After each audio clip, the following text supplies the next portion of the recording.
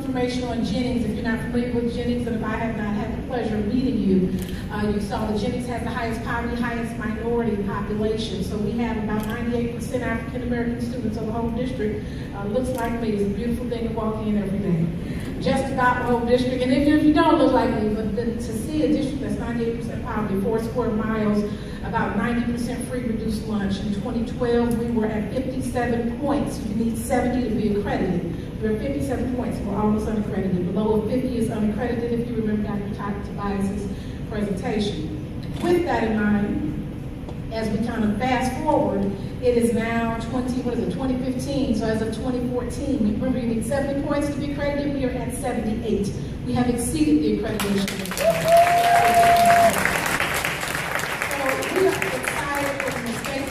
The designation on it because they wait for 3 years of consecutive progress. So we went from 57 to a little bit over 60 to now at 78. I'm here to tell you it can't be done. It is done all across the nation. This is my 3rd district. I've been a superintendent. This is my 12th year as superintendent. Prior to this, I was in Kansas City. The district that I left is still accredited with distinction, has almost 100% African American students, almost 100% poverty. Accredited with distinction, Black district right in Missouri, okay? That's in Kansas City. Those improvements, same amount of pace. Prior to that, I was in Virginia. It's not predominantly African American, but there's a large poverty population. There's 23 schools. When I went there, 7 were accredited. When I left, all 23. It is not me, but it is a collective energy. We just passed Martin Luther King's birthday, and so I love one of his quotes when he quotes John Donne, and it's a poem. It's from The Bell Tolls, I cannot do well unless you do well. Okay? And so literally, you cannot do well unless I do well and vice versa. So really quickly, when I finish this, know that you can always email me. If you call me or come by, our staff is very lean. It's myself and one assistant superintendent. That's it. Okay? So I wear the tennis shoes. So with that in mind, but the only way that I can pay for what we need to have, because I don't believe that there's any obstacle that you can't overcome. And so if I'm going to pay for the things that we need to have, I need to make sure that I'm not overburdened and heavy with staff. So I'm going to show you how to do this. Everything that you heard tonight is going to fit into one of these 3 things. This is my 18th year in education, 12th year as a superintendent. And so I moved back to St. Louis. Well, I didn't fully move back, but I'm back in St. Louis because my parents live here. So that's what drew me back. I picked Jennings in part because Jennings is 4 square miles. It is almost unaccredited. It is the highest poverty, high minority. And so when they recruited me to come to Jennings, I came here partially because of that. So when students say, why are you here? You're the lady that, why are you here? Because you deserve me. You deserve the best. And we have to make sure that our high poverty districts are our teaching population and our buildings and all of those pieces. So with that in mind, I think I'm supposed to use a clicker here. I don't like to know y'all that much, but our students have it and all that. So, okay, let's click all the way. First of all, if you want to know more information, because I'm going to stop in about 4 or 5 minutes, when I get through this, if there are other questions, again, email me. Chances are I will email you back pretty quickly. With that in mind, I've written 2 books. The second book, all of this is in there. In the back of the book, it talks about schools across the nation that are performing at high levels. It's like it's hidden from you. It's not right in your face. If I asked you right now, tell me 10 or 20 schools that are failing, you'd be able to do that. If I said, tell me 10 or 20 schools that are high performing across the nation, you would not be able to do it because it is not in your face. So let's put it in our faces. Let's see the models of success. People don't know what success looks like, therefore they cannot replicate it. In Jennings, you know what our staff development is? Our staff development is visiting schools across the nation. So this year we visited the Harlem Children's Zone. Our teachers, our principal, that's what we spend our money on. All of the consultants and all of that coming in, I don't need that, okay? The PD department, that's me. The curriculum department, that's me and the teachers, okay? So we give each other PD. My new teachers, when we talk about professional development, those are the teachers that get professional development. Guess who's teaching them? Teachers. I don't need to buy a consultant and pay a consultant, although I love consultants, consultant person who put all this together. All this together. But I'm telling you, if you do not have the money, you cannot use money and resources as an excuse or you will never achieve at the highest level.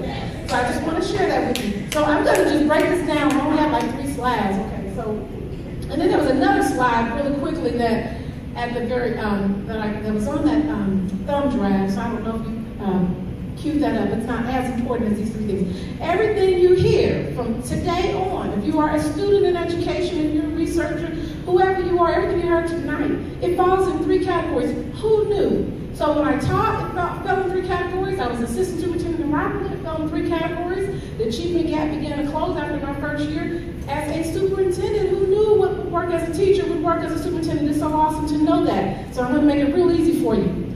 First of all, we already know what we need to know to improve schools. We already know it.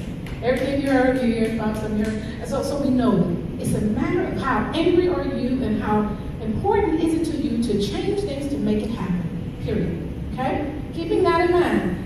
So old school is the effective school correlates. Some of you young people probably don't know what that is. But effective school correlates, and here's a list. And 20, 30 years ago, when this list was out, here's what they said how schools achieve. So that's the list. Now I'm going to break this down into 3 areas. Content, pedagogy, relationships. I'm going to give you a few examples of these, but again, in the little book that I have, and I'm not trying to sell the book, but in the book, in fact, if you don't want to buy the book, if you look on our webpage, you just click on my bio, you'll see some articles that I've written. It's free, printed off, because it pretty much says a lot of these ideas. I try to give specific ideas. So when you say, what does that look like? You leave here knowing what that looks like. So everything that you hear will fall into one of these 3 areas: content, relationships, pedagogy. Content is the curriculum, an aligned standards-based curriculum. No one book teaches it all. I don't care who you are, what your program is, one program is not going to do it all. An aligned standards-based curriculum. And so that means that whatever the standards are that you're going to put in front of them, I may not use any book. I may use the computer and outside and all of that, which means I'm high-powered district and I can make it happen because I'm teaching to the standard, not to the text, not to the book. Okay? Curriculum. So everything that you read is going to fall in one of these 3 categories. Relationships, building trust. Kids won't work hard for you if they don't trust you. Guess what? Adults won't either. Who knew that? So they will learn up to an extent, but they will not work hard for you if they do not trust you, or they will work up to a certain extent. And then the last one is pedagogy. Having a highly qualified staff with effective instructional techniques will understand basically culturally competent staff. And I said, I love Tony and Billy. You know what? Billy has been, what's it been 12 years, Billy? I flew, the lady's so good. I flew her to Virginia. Every district that I have been in, social justice is one of the first trainings that we do. Social justice. I have to know you, trust you, respect you, understand you in order to work with you. I don't even necessarily have to fully like you, but in fact, when I was in Virginia, one area of Virginia is called the Howers, and if you're from Virginia, one side of it, it's high poverty. I go there and I have first African, first female superintendent. That's where I learned know your board, know where you're going before you take a job. And so I got there. I had no idea I was going to be the first black or the first woman. Did not know it. I just knew Virginia was pretty. I knew when I visited. I loved the people. I loved the community. And I told my husband, this is it. So when I got there, there's one section in Montgomery County is where Virginia Tech shootings. Everybody can equate to the negative. So Virginia Tech shootings, that's where Montgomery County is. Lost about 20 people, friends, family, friends in that one shooting. With that in Virginia, on one side of it is the Howards. So I would drive there. When I got ready to leave, they right there on the side of the car. I'd rinse it off, the next day going back down. And then, I'd shake my hand out, they would jump. I said, okay, I'm gonna hug you, so you better shake my hand. And they would shake my hand. So it's that piece of saying, one way or the next, we're gonna have to build a relationship of trust, okay? And so that's a huge piece. So let me stop for just a quick second, and I know we're down to probably our last 3 minutes, because I'm gonna give you examples in each of these 3 items, but let me stop for a quick second. Content, relationships, pedagogy. Think about the district you live in, or the district that you know of, that may be a high poverty district. Which one of the 3 of those things are broken? If I can, I'm going to ask you about 10 seconds to just kind of talk with whoever's sitting next to you. Which one of the 3? Because you know what? One of the 3 are broken. And when you realize this is the system that fixes it, then when you go into a district as a principal, as a teacher, you're going to say, which one of the 3 of these things are broken? So let me give you about 30 seconds to kind of have that conversation really quick.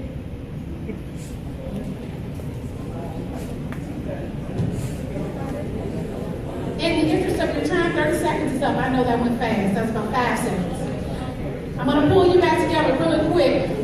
When I first walked in, don't you love it? You can tell a lot about a place with how you greeted. I truly believe that. That's why we put so much into our teacher induction. I came in and these 2 wonderful gentlemen who, when you graduate or before you graduate, if you wanted them tutoring or something, they stopped me right when I came through the door, shook my hand. Look, I thought they were students in Jennings. And I think they're both at Harris, so both of them have the same first name. Which one of the 3 is broken? Pick any district. didn't name the district. All three? All three.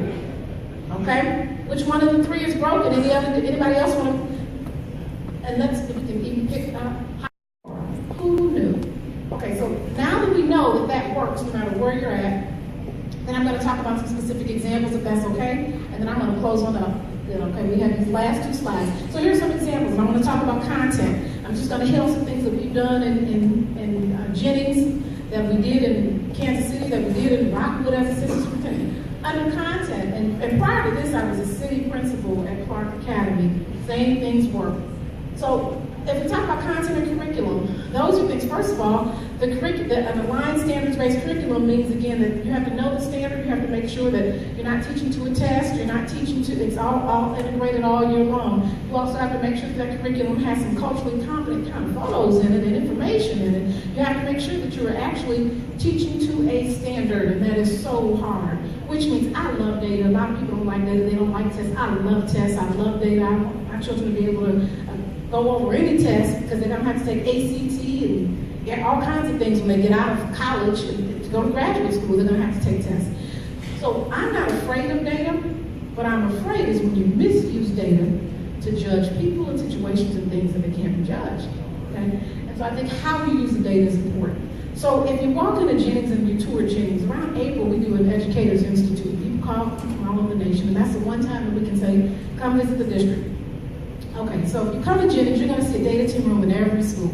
You're going to see we track that. If you come into my office, you're going to see little brown people, 3,000 of them. You're going to see one long board, and I track every single student. The time determines who's going to do the home visits, where we're going to go, where we're going to put money at. So an aligned standards-based curriculum is huge. Now, when I came to Jennings, the curriculum department was retiring, and they were fantastic people. They were retiring. I was starting. The district operated out of a deficit.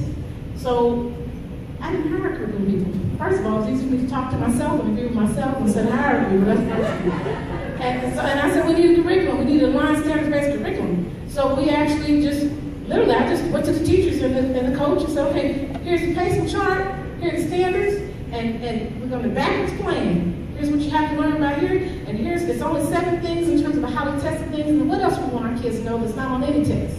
All right, you got 2 weeks to write it. Now, I'm not here to say you can write a curriculum in 2 weeks, but I am here to say your teachers need to start with a aligned standards-based curriculum. If you draw this stuff out for a whole year, you're not going to get where you need to be at.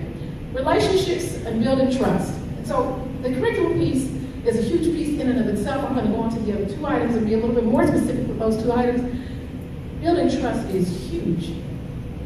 With the Ferguson unrest, what you saw Jennings doing, which we approached it very different than a lot of places, and no, speaking against other places, but the first day when the teachers came back, they came back to their classroom. I said, okay, if you want to make a difference in the community, the students aren't here today, meet me at Target, which is where the command center was at Jennings.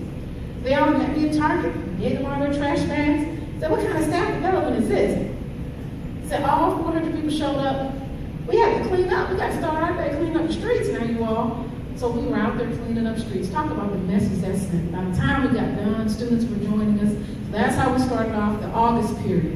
And we went on and built trust in a variety of other kinds of ways. Building trust. Every principal in our district is required to do home visits. Teachers do too. So when I interview a teacher and I ask you to home visit, you don't want to go to someone's home. You're not someone that will work well in Jennings. Building trust means literally, before coming here, I was at the Teen Academy. We have about 20 students that are now at the Teen Academy because we're kind of promoting that piece. So at the PTSO. So doing things in a different kind of way. We have a pantry, a food pantry. We give out 8,000 pounds of food. We are the only food pantry in St. Louis. I believe since another one opened in a quasi-way, a smaller kind of pantry, but 400 people a month. 200 people every 2 weeks. So because we're high poverty, we're not saying, oh my goodness, we can't do anything about it. We talk about building trust. We want a pantry, we partner with the food bank, we opened up the school food bank's pantry, a whole building just dedicated to food. Guess who runs a pantry? The alternative students. Alternative school for the last 3 years has never had one fight or one argument. Isn't it amazing? We don't believe in putting kids out of school. I just don't believe in it. Think they come back worse? Where are they going to go when you put them out? When our students misbehave, if you have one fight, now Now we do say that you got to go somewhere now, but you're not going to be in this school, in this classroom, and we're going to give you a program. Our alternative school was not considered a school, it's a program, like a program within the high school, therefore we can say, okay, here's where you're going to be. So for that piece, it's building relationships while they're there. When kids get out of jail, we don't just send them to high school. Who does that? Even grown folks go to a halfway house or something before they go back in the community. We actually send our kids to a school, and they go there for a year. We have mental health counseling at every school in our district. Why is it that we can do this eyeglass screening and ear screening, but we don't do mental health counseling screening? You know why people will tell you? They will say because they can't afford it. Shame on them. I know we get less money than every other district around here, but somehow we're able to afford it. And as of this year, have a 27% fund reserve, and we've had a surplus every year since 2013. If we can do it, everybody can do it. Now, it's not to say we don't need more resources, because we do, but what I'm saying is that cannot be an excuse for not serving young people. So we have to be creative about how to do it. So relationships are huge. We have a rule in Jennings, and we learned this from our own children's home, actually. 2 days absent without parental contact, home visit. Why do people wait 5 and 10 days? What happened to the child in 5 or 10 days? So again, just relationships. We have a parent academy, a baby college. We have all of those things. College starts at baby. If you come to our schools, you're going to see the teacher's name, Mrs. Jones, and below there, or it could be custodian's name, Mrs. Jones, and it's going to say what college they went to. Okay? So a lot of these things, just common sense. Let's make it a little more common, just in terms of things that build relationships. I love my district. I love my students. Many of you, some of you know, I actually live in Kansas. I drive 4 hours to work because I love my students. And I don't mind telling people that. They say, you crazy lady. You know, and what I tell them is, nope, I love you, I'm committed to you, I'm so committed to you. I would drive 10 hours to see you every day. And when they leave for Saturday, because we are in school on Saturdays, that's another piece. We have an 8.5-hour day. We give dinner to every student, breakfast, lunch. We give breakfast and lunch on Saturdays. And when the kids got to go home on Sunday, I said, really, you got to leave? Oh my goodness. I wish you understood relationships. You have to know that you love them. And you might be the only one letting them know that. Last item, really quick, pedagogy. I love the pedagogy. Teachers, I am only a teacher. Every year I tell my husband I'm going back to the classroom. See, you said that last year. Going back to the classroom. My classroom right now is just a little bit different. It's a little bit larger. So pedagogy. Who is in front of your children and what are they teaching them? That's a huge piece. I have visited schools across the nation where you have great curriculum and relationships, just happy buildings, but the whole building of subs or unqualified people or untrained people, or vice versa. Okay? Unless you have all three in order and in order very well, it will not work.